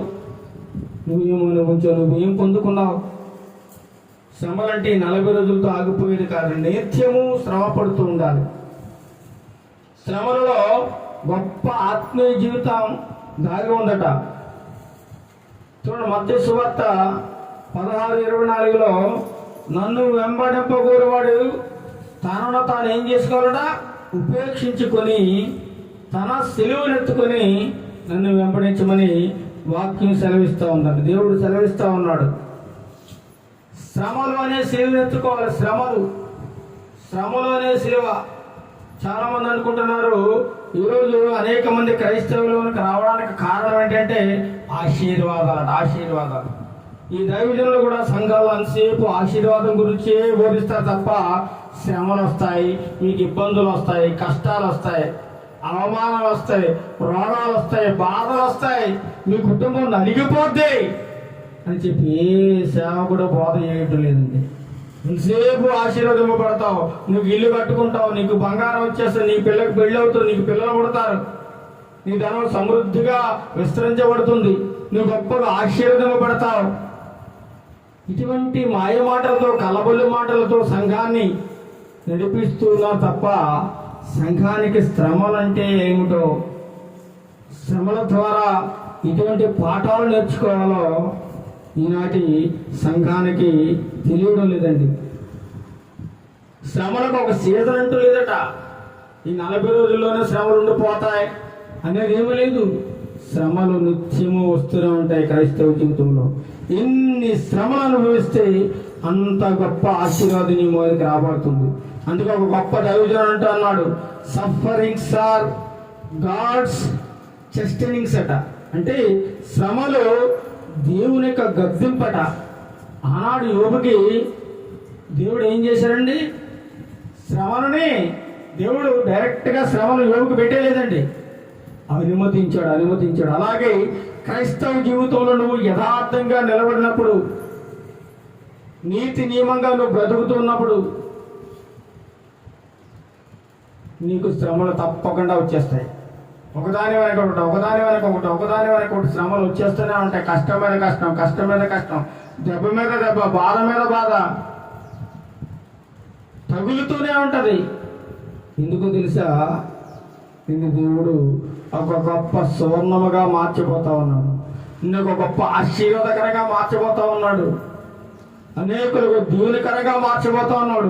ఈ మారే క్రమంలో శ్రమలు నీ జీవితంలో విస్తారంగా వస్తాయట. విస్తారంగా ఎన్ని బాధలు వచ్చేస్తాయో మనం అనుకుంటాం, ఏంటి నేను దేవుని నమ్ముకుంటున్నాను, వాక్యం బోధిస్తున్నాను, పాటలు పాడుతున్నాను, ప్రార్థన చేస్తున్నాను, దేవుళ్ళో బలంగా ఎదుగుతున్నాను, నాకే ఎందుకు ఇన్ని శ్రమలు? నా తోటి స్నేహితుడు దేవుని నమ్ముకోలేదు, వాక్యం చదవడు, దేవుని సన్నిధానానికి రావడం, వాడు హ్యాపీగా ఉన్నాడు కదా, ఆ లైఫ్ బాగుంది కదా, మరి నా పరిస్థితి ఏంటి ఇలా ఉంది? మొన్న ఒక స్నేహితుడు అంటున్నాడు, ఏంటంటే మనం దేవుణ్ణి బాగా నమ్ముకుంటాం, దేవుని ఆరాధిస్తాం, ప్రతిదినం చర్చికి వెళ్తాం, కానీ మన బాధలు పోవడం లేదు, మన సమస్యలు తీరడం లేదు, మన బ్రతుకులు మారడం లేదు. ఏంటండి దేవుడు ఆ ఉన్న వాళ్ళకి అన్నీ పెడతాడా, మనకి పెట్టడా అంటా ఉన్నాడు. దేవుణ్ణి నిందిస్తూ ఉన్నాడు. నేను చెప్పాను, అలా అనొద్దు. వాళ్ళు ఎవరైతే మనం బాగా ఉన్నారనుకుంటున్నామో వాళ్ళ హృదయ అంతరంగాలకు వెళ్ళి చూడు, వాళ్ళు ఎంత నలిగిపోతున్నారు, ఎంత బాధపడుతున్నారు, ఎంత అవమానంతో కృంగిపోతున్నారో. నువ్వు పైపే మెరుగులు చూసి, పైపే రంగులు చూసి వాళ్ళు ఎంతో బాగున్నారని అనుకుంటా ఉన్నావు, కానీ వాళ్ళు మనకంటే ఎంతో వేదన పొందుతూ ఉన్నారు, ఎంతో నలిగిపోతూ ఉన్నారు. నువ్వు పైపై చూసి నువ్వు ఎంతగానో వాళ్ళని తప్పుగా అర్థం చేసుకుంటున్నావని నేను చెప్పడం జరిగిందండి. పైపై చూసి మనం ఏదో గొప్పగా ఊహించేసుకుంటాం, కానీ శ్రమలు క్రైస్తవ జీవితంలో ఒక ప్రాముఖ్యమట. శ్రమలో ఒక భాగం క్రైస్తవ జీవితంలో. శ్రమలో దేవునికి గద్దింపులట. శ్రమలో క్రైస్తవ దేవుని జీవితానికి చాలా ధన్యమైనవట. శ్రమలను మన జీవితంలోకి అనుమతిస్తూ ఉండాలట, ఆహ్వానిస్తూ ఉండాలట. ఎవడన్నా శ్రమలు ఆహ్వానిస్తాడో చెప్పండి? ఏదైనా ఆశీర్వాదాన్ని ఆహ్వానిస్తాం కానీ, ఏదైనా దీవులను ఆహ్వానిస్తాం కానీ శ్రమలను ఎవరు ఆహ్వానిస్తారు చెప్పండి? ఎవరైతే శ్రమలను ఆహ్వానిస్తూ ఉంటారో, ఎవరైతే శ్రమ పడుతూ ఉంటారో వాళ్ళు అంతకంతకు శ్రమలలో గొప్ప పాఠాలు నేర్చుకుంటూ దేవునికి మరింత దగ్గర చేసుకోవడానిగా, దేవునికి మరింతగా దగ్గర చేసుకోవడానికి దేవుడు మన జీవితంలో శ్రమలను పంపిస్తూ ఉంటాడు, అనుమతిస్తూ ఉంటాడు. అంత మాత్రాన మనం కృంగిపోకూడదు. అందుకే అంటాడు, శ్రమ దినమున నువ్వు కృంగిన ఎడల ఏమైపోతావు? చేతకానివాడు అయిపోతావు. అందుచేతనే శ్రమలలో నువ్వు ధైర్యంగా నిలబడాలి. నా జీవితంలో, మన జీవితంలో కూడా అనేకమైన శ్రమలు, అనేకమైన బాధలు, ఇబ్బందులు, ఒకదాని వెనక ఒకటి గాయం, ఒకదాని వెనక ఒకటి దెబ్బలు, ఎన్నో కష్టాలు. ఎందుకు వీరికి కష్టాలు? అది దేవుని చిత్తం అండి, వాళ్ళకి అర్థం కాదు. దేవుని చిత్తం. క్రైస్తవ జీవితంలో కష్టాలు ఒక భాగం, అది ఒక భాగం. ఆ కష్టాల తర్వాతే దేవుడు చూడండి, సువర్ణం ఏమవుతుంది? బంగారము నిప్పుల్లో పడి కాల్చగా అది ఒక నాటికి ఏమవుతుంది? ఒకరోజు పరిపూర్ణమైన స్వచ్ఛమైన బంగారంగా మారుతుంది. అలాగే క్రైస్తవుని ఏం చేస్తాడు? నలగగొట్టి ఏం చేస్తారండి? ఒక పరిశుద్ధమైన జీవితాన్ని దేవుడు, ఆశీర్వాదకరమైన జీవితాన్ని, ఫలభరితమైన జీవితాన్ని దేవుడు ఇవ్వబోతా ఉన్నాడు. దేవునికి ఇష్టం లేని అనేకమైన కార్యాలు మనం చేస్తున్నప్పుడు మనకి బుద్ధి చెప్పడానికి, మనల్ని గద్దించడానికి దేవుడు కొన్ని శోధనలను, ఇబ్బందులను, ఇరుకులను, శ్రమలను మన జీవితాల్లోనికి అనుమతిస్తూ ఉంటాడు. చూడండి, ఒక శిల్పి ఒక రాయిని చెక్కుతున్నప్పుడు ఏం చేస్తాడు? తన మనసులో ఒక రూపం ఉంటుంది. ఆ రూపం వచ్చేంత వరకు ఆ రాయిలో ఉన్నటువంటి పనికిరాని భాగాలన్నీ ఏం చేస్తాడండి? తీసేస్తూ ఉంటాడు. కళ్ళు చెక్కాలను కూడా ఏం చేస్తాడు? కళ్ళుకు అవసరమైన భాగం ఉంచుకుని మిగతాదంతా తీసి పారేస్తూ ఉంటాడు. అంటే కాళ్ళు చెక్కాలి, చేతులు చెక్కాలి, తల చెక్కాలి, మొండం చెక్కాలి. అప్పుడు ఏం చేస్తాడు? ఆ రాయిలో ఉన్నటువంటి పనికిరాని భాగాలన్నీ తీసేస్తేనే అది ఒక అందమైన శిల్పంగా మారుతూ ఉంటుంది. అలాగే దేవుడు కూడా నీ జీవితంలో, నా జీవితంలో దేవునికి ఇష్టం లేని అనేకమైన ఆయాసకరమైన కార్యాలు మనం చేస్తున్నప్పుడు అవన్నీ తీసివేయడానికి దేవుడు మన జీవితంలోనికి భయంకరమైన శ్రమలను అనుమతిస్తూ ఉంటాడు. 40 రోజులు శ్రమ దినాలే కాదండి, జీవితాంతము క్రైస్తవుడికి శ్రమలే అండి. పౌలు గారు ఉన్నాడు, ఏ రోజైనా సుఖం అనుభవించాడా? ఆయన జీవితంలో ప్రతిరోజు నిత్యము అవమానాలే, నిత్యము బాధలే, నిత్యము దెబ్బలే, నిత్యము నిందలే, భయంకరమైన శోధనలు ఎన్నో అనుభవించి చివరికి ఏమైపోయాడండి? శిరచ్ఛేదనం చేయబడ్డాడు పౌలు గారు. క్రైస్తవ జీవితం అంటే చాలా మంది అనుకుంటారు పూలపాన్పు. అనేక మంది గొప్ప సేవకులను చూసి, వాళ్ళు విలాసవంతంగా తిరగడాన్ని చూసి ఈనాడు అనేక మంది ఏమనుకున్నారు? క్రైస్తవులు చూడండి ఎంత బాగున్నారో అనుకుంటున్నారు. కానీ వాళ్ళ వెనక ఎంత తపన, ఎంత బాధ, ఎంత అవమానము, ఎంత నిందలు ఉన్నాయో వారికి కనిపించవు. అందుచేతనే శ్రమలు మన జీవితానికి చాలా ఉత్తమం. అందుకే అంటాడు, బ్రతుకుడా క్రీస్తే, చావైతే లాభము మేలు అంటాడు పౌలు భక్తుడు. అలాంటి స్థితిలోనికి మనం అందరం మారాలి. కాబట్టి దేవుడి మాటలను దీవించి ఆశీర్వదించును గాక, మనందరి జీవితాల్లో ఫలభరితం చేయను గాక. ఆమేన్. ప్రార్థన చేసుకుందాం. మహాగణుడు మహోన్నతుడైన మా ప్రియ తండ్రి, నీకే వందనాలు స్తోత్రాలు చెల్లిస్తున్నాం నాయన. ఈ ఉదయ కాల సమయంలో మేము ఎలా బ్రతకాలి, ఎలా జీవించాలి, నీకు దగ్గరగా నీకు సమీపంగా మేము రావాలంటే మేము ఏ విధంగా నడవాలో మాకు నేర్పించినందుకు నీకు వందనాలు స్తోత్రాలు చెల్లిస్తున్నాం నాయన. దుష్టుల ఆలోచన చొప్పున మేము నడవకూడదని, పాపల మార్గంలో మేము నిలబడకూడదని, అపహాసకులు కూర్చుండే చోట్ల మేము కూర్చోకూడదని నీ వాక్యం ద్వారా మాతో మాట్లాడినందుకు వందనాలు తండ్రి ప్రభా. నీతిమంతులు ఖర్జూర వృక్షం వలె మూవీధులని నీ వాక్యం సెలవుతుంది నాయన. నీటి కాలువలను ఎవరైతే దేవుని యొక్క ధర్మశాస్త్రము దివారాత్రము ధ్యానిస్తూ ఉంటారో అలాంటి వారు నీటి కాలువ పక్కన నాటబడిన చెట్టు వలె ఆకులు వాడకుండా నిత్యము ఫలాలనిచ్చి మంచి గొప్ప వృక్షముగా ఉంటారని ఈ వాక్యం ద్వారా మాతో మాట్లాడేందుకు వందనాలు స్తోత్రాలు చెల్లిస్తున్నాము నాయన. అల్పులము, దీనులము, అయోగ్యులము తండ్రి ప్రభు, మేము మా జీవితాల్లో తెలిసి తెలియక అనేకమైన పొరపాట్లు చేసినట్లయితే ప్రేమతో దయతో మమ్మల్ని మన్నించండి నాయన, కనికరించండి ప్రభు. నీ దయగల హస్తం మా అందరి మీద వేయండి ప్రభు. ముద్రించండి నాయన. మాలో ఉన్నటువంటి నీకు ఆయాసకరమైన కార్యములు ఏమైనా ఉంటే ఈ క్షణం మేము తొలగించుకోవడానికి, మా బ్రతుకును సరి చేసుకోవడానికి మాకు ఒక గొప్ప అవకాశం ఏంటండి ప్రభు. ఇంకా మేము సజీవులుగా ఉన్నామంటే అది కేవలం నీ కృప తండ్రి ప్రభు. ఏ యోగ్యత లేదు తండ్రి ప్రభు, ఇటువంటి అర్హత లేని వారం తండ్రి, నీచలము, అసహ్యులము, దౌర్భాగ్యులము తండ్రి ప్రభు. మేమేదో గొప్పవారము, ధనవంతులము, పేరు ప్రఖ్యాతులము అని విరవేగుతూ ఉంటాం తప్ప అది ఏమి కాదు, అది ఏమి కాదు. నీ వాక్యం సెలవుతుంది నాయన. నువ్వు ఉంటే వెచ్చగానే ఉండు, లేదా చల్లగానే ఉండు. నువ్వు వెచ్చని స్థితిలో ఉన్నావంటే నా నోటి నుంచి ఉమ్ము వేస్తాను నీ ముఖం మీద అని చెప్పి నీ వాక్యంతో మాతో మాట్లాడవు తండ్రి ప్రభు. మా బ్రతుకులు మేము సరి చేసుకోవడానికి ఒక గొప్ప అవకాశం ఇస్తున్నారు తండ్రి ప్రభు. ఇంకా మీరు మమ్మల్ని సజీవంగా ఉంచారంటే తండ్రి ప్రభు మా ద్వారా ఏదో ఒక కార్యం చేయాలని మీరు ఆశిస్తున్నారు తండ్రి ప్రభు. ఇంకా ఈ రాజ్యస్వార్త ఈ లోకంలో అనేక చోట ప్రకటింపబడాలనేది నీ చిత్తం నాయన, నీ కృప నాయన. నీ కృప మా ఆయన ఉంచండి నాయన. బలమైన సువార్త ప్రకటించడానికి సాధనములుగా వాడుకోండి తండ్రి ప్రభు.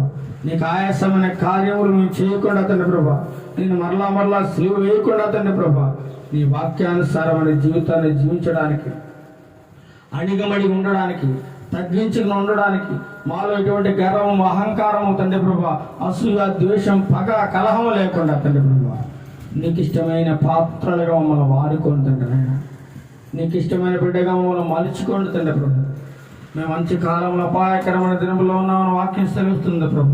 నీ రాకడ అతి సమీపంగా ఉంది ప్రభు. ఎవరైతే నీతి నిజాయితీగా శ్రమలను అనుభవిస్తూ, కష్టాలను భరిస్తూ, నిందలను భరిస్తూ, అవమానాలను తట్టుకుంటూ ఎవరైతే ముందుకు సాగుతారో అలాంటి వారికి తండ్రి ప్రభు నువ్వు జీవ కిరీటం ఇవ్వబోతా ఉన్నావు.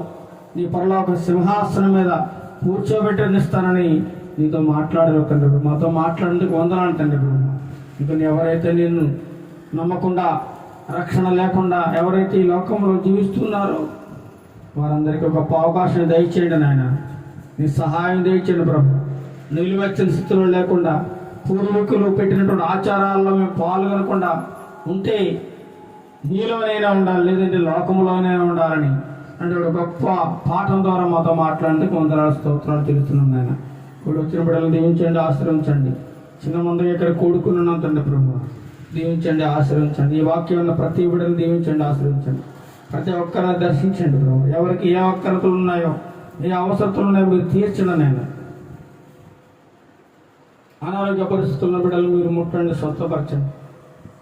అన్ని వేళలా మీరు ప్రతి గృహాన్ని మీరు దర్శించండి. వారి కుటుంబ సభ్యులందరినీ మీరు దర్శించండి అని వారికి కలిగిన సమస్తాన్ని మీరు దీవించి ఆశ్రయించమని. ఈ వాక్యాన్ని విన్న ప్రతి బిడ్డను ఈ వాక్యమును హృదయంలో ఉంచుకునే వాక్యానుసారమైన జీవితాన్ని మేము అందరము జీవించే కృపను మా అందరికీ దయచేయండి. తప్పులుంటే, తప్పుగా మాట్లాడుంటే మమ్మల్ని మన్నించమని.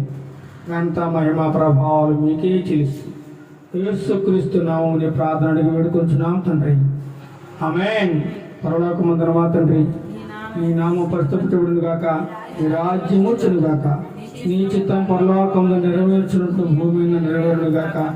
మాకు కావలసిన అనుదినాహారం కూడా మాకు తెచ్చాము. ఆ రుణస్థులను మేము క్షమించిన ప్రకారం మారణములను క్షమించము. శోధమును కేడను తప్పించము. ఎందుకంటే రాజ్యము బలము మహిమ నిరంతరము నీవైనావు తండ్రి. ఆమేన్. మన తండ్రి అయిన దేవుని ప్రేమ, మన ప్రభు అయిన యేసుక్రీస్తు ప్రభుల వారి యొక్క కృపయు, పరిశుద్ధాత్మ దేవుని యొక్క అన్యోన్య సహవాసము ఇప్పుడు నువ్వు ఎల్లప్పుడూ సదాకాలం నాకును మాకును నీ ప్రియబిడ్డలందరికీ యావత్ ప్రపంచమునకును సదాకాలం తోడేయుడు నడిపించును గాక. ఆమేన్. ఆమేన్. అందరికీ వందనాలు. ప్రయత్నం.